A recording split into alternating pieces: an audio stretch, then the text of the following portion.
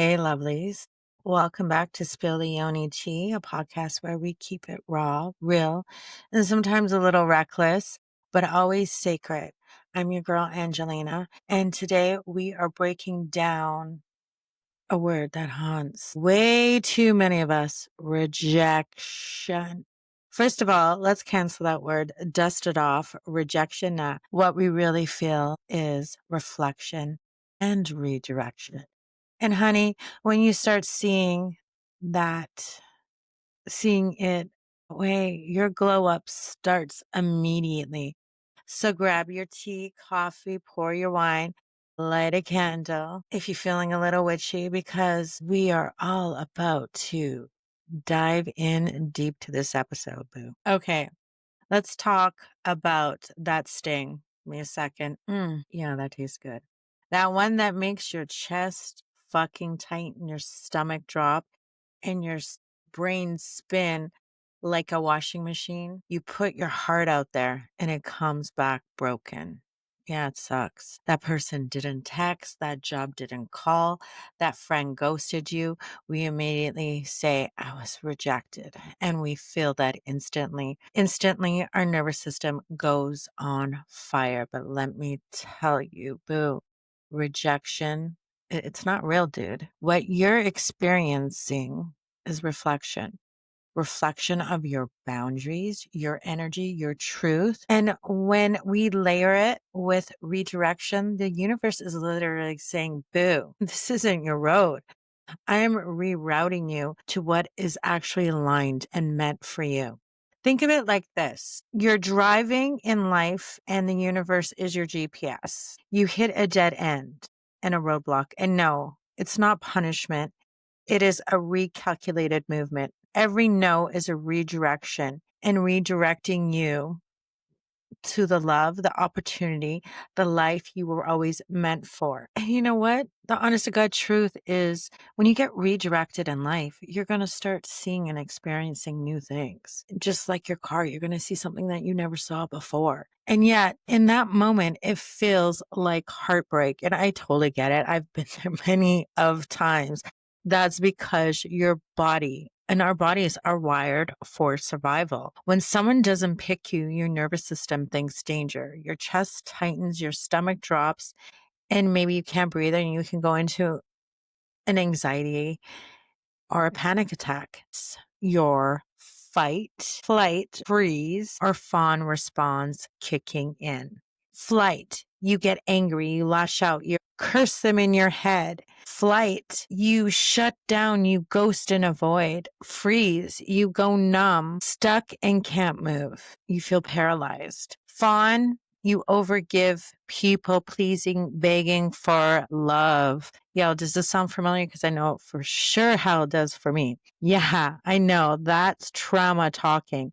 That's your inner child reliving the wound of not being seen, of needing and earning for love. That's not rejection, baby boo. That's reflection of where you were abandoned in yourself. And I'm just going to be honest, being a child of sexual abuse and not having my dad to protect me, I felt that abandonment wound as a young child, and I had to get into my fight mode. And I was always fighting to be seen, to be heard. And I ran away from home and I took a dark path. But ultimately, that fight mode also made me take that predator to court. So I redirected that anger energy and I did something about it. So sometimes when we get into these situations, it's easy to get into those patterns. But baby boo, it's learning that it's redirecting us, and it's redirected my whole life. And here's the big secret. Your ego is going to jump in. And yes, the ego can be a good thing because it can protect us from a lot of situations, but it also can block us from seeing our truth. Your ego whispers, you weren't enough. You were unlovable. But ego isn't truth. Ego is protection, disguising it as a lie. It's your job to prepare for disappointment. But if you believe it, it keeps you trapped. And baby boo, I can testify for that because my ego has built so many walls to protect me from letting anybody get in and hurt me to a point where I repelled and I self sabotaged so many situations in my life. But it's that being in your head when you're kind of breaking it down. And then when you get into the heart space, that is when you start listening to your body. So next time your ego says, I want to say, no, I'm reflecting, I'm redirecting, I'm choosing me first. Feel that.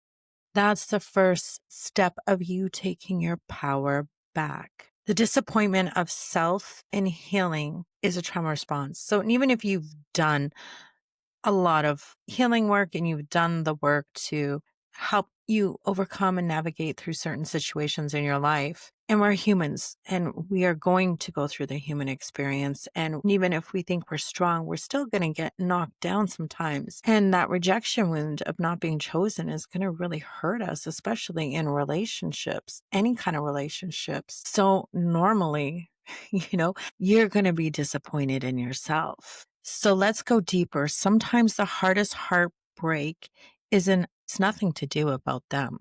It's about the disappointment in ourselves. It's waking up after the tears and realizing, damn, fucking abandoned me. I had ignored the red flags.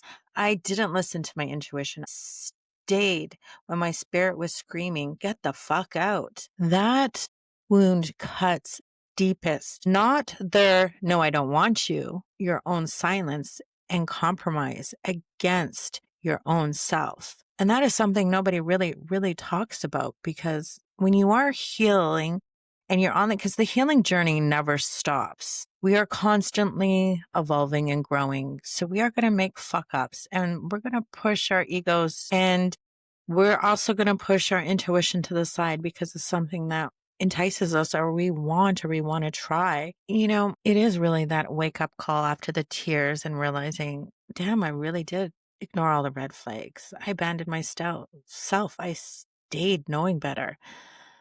Not their no, but it was your own silence and compromising against yourself. And that ego slides in with all its lies. You weren't chosen. You weren't enough. Fix yourself if you want love. That trauma replays itself. That old programming from your childhood, even if you've done the work, will come up. When love had to be earned, when attention equaled survival. And now that's something to reflect on. Attention equaled survival. Yeah, that one's a deep one, Boom. And here's the truth. Rejection equals reflection plus redirection. It's not a verdict on your worth. It is a signpost pointing you back to yourself. And we need those reminders because we are living the human experience and we're meant to feel these things because every time we get redirected, we grow. That is the juicy magic of growing. Or sometimes, unexpected events in your life can throw you off. And I'm not going to lie, like when I've always been very strong in listening to my intuition. And when my mother died, it was a very sudden, impactful situation that it kind of happened out of nowhere. It was unexpected. And, I was praying, I was doing thinking I was strong in spirit and I couldn't save her. That was a deep blow to my heart. And then processing the loss of my mother and actually sitting in the suck and heartbreak of it destroyed me for a bit. It really threw me off my path because I have always been very strong, especially when I'm talking about relationships. I have never allowed a man to manipulate me, talk to me a certain way, breadcrumby. I've always been very strong in smelling and weeding out the bullshit because I'll listen to my intuition. And after my mom passed away, I did catch myself in a situation because I did break up with a loving partner prior to her passing. And it was a good time a while after she passed that I started to date because I think I just wanted to distract. Actually, I don't think I knew I wanted to distract my pain and all those emotions. And I did. I started dating and I allowed a person to come into my life because he made me laugh and he gave me all that attention and he really filled up this void. But the whole time, there was red flags were like all over the situation. I mean, he was a narcissist. I could tell he was lying. And I point like I allowed my ego to take over because my sisters and so many of my friends are always like, "Oh, you're so hard to let anybody in." And I lowered that self and I started questioning myself. And it was a painful lesson because I felt hard for this person who was a straight up narcissist and completely manipulated. And it's funny because the whole situation I was like sitting in the back seat and I can hear my intuition screaming at me, like, what the fuck is wrong with you, girl? And I'm like, I don't know. And I thank Creator because you know what? It was like an on and off situation for a good while. And I could tell every time he needed to feed his ego, he would always come back to me and try to like say something. And it did become this karmic cycle. And I really needed to I've never allowed myself to ever lower my standards to that point. I really needed that experience to really open my eyes and really understand that, like, the rejection, how we need to him ghosting me and just breadcrumbing me and just running and avoiding problems, lying and manipulating, complete liar and manipulating me. It can't even grasp my head how I allowed that situation to happen. And I really needed that situation to happen because I never allowed myself to lower and open my walls to allow things in like that. And I really did need to do that to fully understand and comprehend how these things happen, how these situations happen. So, how we deal with it is how we direct that. You literally speak the truth to it. Like, say, ego, you weren't chosen. And then your intuition is going to say, I am redirecting you. And your ego is going to say, you weren't enough. And your intuition is going to say, I am more than enough. They weren't aligned. And that is so true, baby boo. Ego is going to tell you, you're unlovable. You're too hard. You're too rigid. You're easy to cut people off. And that is the narrative I know for me, and I know for most people. For you Gen X's, like all of us Gen X, a lot of us, we were in survival mode. So we become our own kind of masculine energy, or we've been in this fight mode most of our lives. So when they say, like, your ego tells you you are unlovable because you're so strong and you don't allow anybody in, that's when you are ignoring your intuition, because your intuition's saying, I am love and I am chosen by me. And I really needed to learn that fucking lesson. Hey, honestly, the person, I'm wish no ill will upon that person, but I did, and I finally chose me, and I just didn't entertain it when they tried reaching out again. And there is a freedom in that because I always choose me. But it is crazy how your ego or how society tells you to be.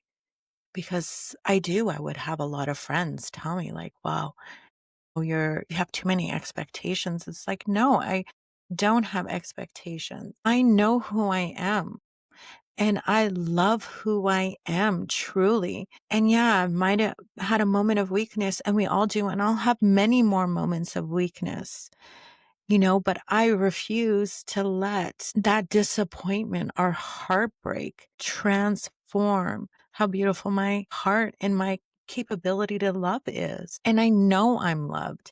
And you need to tell yourself the same thing. When your ego tells you you are unlovable, you're like, no, I am love. I am chosen by me. Do it out loud. Anchor it in your body. Place your hands on your heart and breathe.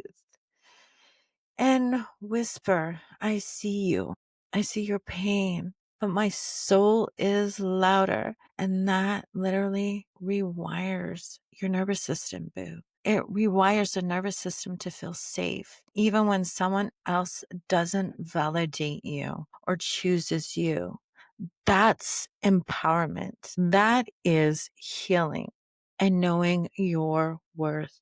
And sometimes it takes a while for us to return to that. And it is, you gotta like stop because our ego is the one that is playing the games in our head. That's why it hurts so much in our heart, in our chest space, because our intuition, our body is like, yo, what are you doing? You're killing me here. And it's true because we're not listening to our hearts. Yeah, I said that. A lot of people think, oh, it's our hearts that are weak. No, baby boo. You got to live. When you live and operate out of your heart frequency, you live by the truth and the light. And truth is not going to plague you and manipulate your mind with bullshit. It's when you jump out of that heart space. And I did. And I was saying that when my mom died, my heart was hurting and I wanted to fill that void, and I jumped into my ego and I went into my head, and I couldn't tell the difference. What was talking to me was my ego or my intuition. And this is a reminder, every heartbreak you've experienced is a sacred initiation. Every no was teaching you to say yes to yourself. Every tear was watering the soil for your rebirth, baby boom. And it's a painful pill to swallow. And I choked on it a couple of times, and so will you.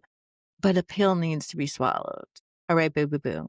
Now the part you've been waiting for, the glow up. How do we take this pain, this heartbreak, and alchemize it into our power? Well, baby boo, first, when you're learning to alchemize and turn that bullshit that you've been dealt and alchemizing it into gold, it is you. You are the golden ticket because there is no greater love than you and your connection to spirit source. So here's a little ritual, kind of help heal you and guide you and navigate you back and return to you, boo. Grab a mirror or look in the mirror every morning. I want you to look at yourself. Say out loud, I am not rejected. I am reflected. I am redirected. And then you're going to take your hand on your heart and take a deep breath in. Feel that ache. Name it. Fight, flight, freeze, fawn, and whisper. I choose myself first. I love who I am. I see who I am. And just looking, it sounds so easy, but for a lot of people that I've had to coach, that is one of the hardest things for them to do is to look in the mirror, because at first you're going to feel silly. And baby boo, that's part of you tearing down and rebuilding that ego and stepping into your power is redirecting that ego and overcoming the fear of what people think and looking in the mirror and saying out loud, fuck, I love you. I love you. And just keep going on about how much you love yourself. Because, baby boo, I'm telling you, the glow up is not just about getting your hair and your makeup did. The glow up is because beauty is a vibration. And when you start loving yourself, baby boo, that is the ultimate emanation of your soul, and that emanation comes through you and that light shines through you and you glow like nobody's fucking tomorrow. Step 3, get a journal. Write down where you abandoned yourself. Then write 3 ways you can show up for you moving forward. Best one is setting your boundaries. What are your standards and your desires? What do you really want out of all of this? Step 4, this is where it gets juicy. You're going to embody that shit. Move your body. You're going to dance, stomp, cry, yell, get that energy out so it doesn't stick to you as shame. And now the mantra you're going to carry with you is rejection is reflection. Reflection is redirection. My heartbreak is my initiation. I am already chosen. I am love. I am whole. And when we talk about embodiment practices, baby boo, when you stomp into the ground when you're dancing, you are literally stomping out any of that resistance that's in your body. That's why you used to see in the old times when they would have, their tribal circles, or women would get in their circles and they would dance.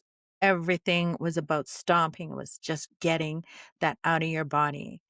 And when we talk about shaking and moving our hips, you're literally getting that out of your body. That's why there's a freedom in dance, because it is an expression, it is a release. Do that, and I promise you, baby boo, heartbreak starts to loosen its sting. Pain becomes your fuel. And that glow up, baby girl, that's some unstoppable stuff. That is you creating your own magic.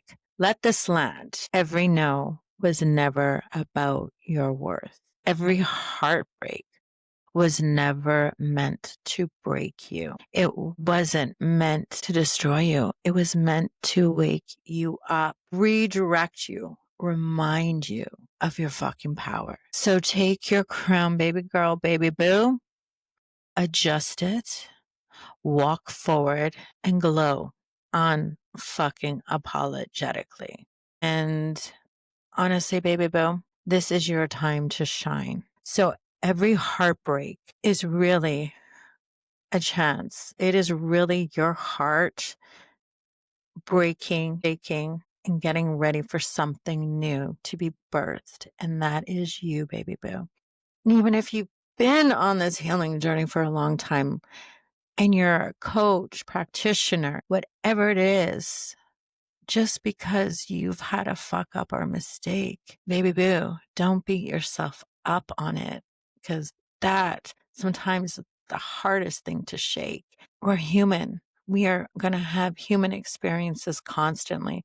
And I'm sure I'm going to meet another player who's going to get a good play on me. And the worst part is, when you lower your standards and you allow somebody in that tries to destroy you, baby boo, sometimes that's your greatest victory, because you know what? It's a reminder that you love and you can feel, because a lot of times we need to know what it's like to feel, and we need those challenges again, because we need to be redirected into a different path, a different alignment. And you know what? And it did. It sent me to meet so many incredible men. I've met so many incredible men after that situation, and I was able to reclaim my power again, and me over and over and over again. And it's been a great feeling. So, girl, guy, whatever you're doing, whoever you are, whoever this is reaching, I hope this helps. This has been Spilling Your Yoni Chi with your girl, Angelina. If this episode hit your soul, share it with your bestie, your sister, or anyone still crying over the ex. Subscribe. I can use your help. Please subscribe, follow, leave a review, and slide into my DMs with your biggest takeaway. I want to know how this episode helped you, how I can create more episodes. I want to, girl, guy, beautiful soul, period. Okay, let's take that back. Beautiful soul, I want to help you redirect and find your light, because that is my mission. And when we talk about childhood wounds, I definitely want to go in deeper. So I just kind of lightly shaved a little bit about the trauma responses from the childhood, gave you a little zip of my story. All of us, all of us are in this together. So sending you lots of love, baby boos. All right. Thank you for listening. Ciao.